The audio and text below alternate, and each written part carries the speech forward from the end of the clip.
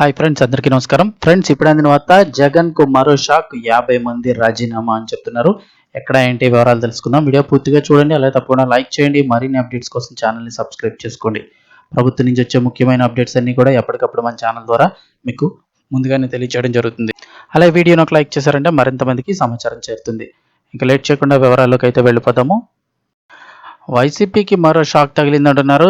విషయం ఏంటని చూస్తే, జిల్లాలోని గోపాలపురం నియోజకవర్గంలోని వైఎస్ఆర్ కాంగ్రెస్ పార్టీకి భారీ షాక్ తగిలింది. గోపాలపురం మండలానికి చెందిన సుమారు 50 మంది వైఎస్ఆర్ కాంగ్రెస్ పార్టీ నాయకులు ఒకేసారి మూకుమ్మడిగా పార్టీకి అయితే రాజీనామా చేశారు. గోపాలపురం మండలంలోని వైఎస్ఆర్ కాంగ్రెస్ పార్టీ నాయకుల మధ్య ఎప్పటి నుంచో విభేదాలు నడుస్తున్నాయి. అయితే పార్టీ అధిష్టానం నియోజకవర్గ ఇన్ఛార్జ్ విషయాన్ని తేలిగ్గా తీసుకున్నారు. దీంతో ఆ ఇష్యూ కాస్త చిలికి గాలివానగా మారింది. పార్టీ నాయకులు మండల స్థాయి నేతలను, గ్రామ స్థాయిలో ఉన్న నాయకులను పట్టించుకోవడం లేదని అలకవహించారు.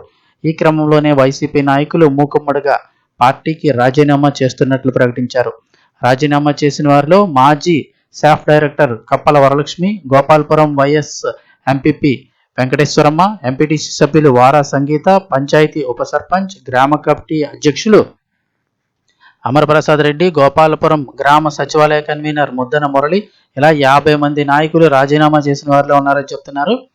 వీరంతా రానున్న 2 రోజుల్లో గోపాలపురం ఎమ్మెల్యే మద్దిపాటి వెంకటరాజు సమక్షంలో తెలుగుదేశం పార్టీలో చేరనున్నట్లు తెలిసింది.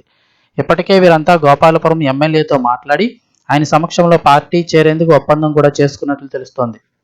కాగా పంచాయతీ ఎన్నికలు 2026 మార్చి తర్వాత జరగనున్న నేపథ్యంలో గోపాలపురం గ్రామంలో వైఎస్ఆర్ కాంగ్రెస్ పార్టీకి ఇది భారీ షాక్ అని అయితే చెప్తూ ఉన్నారు.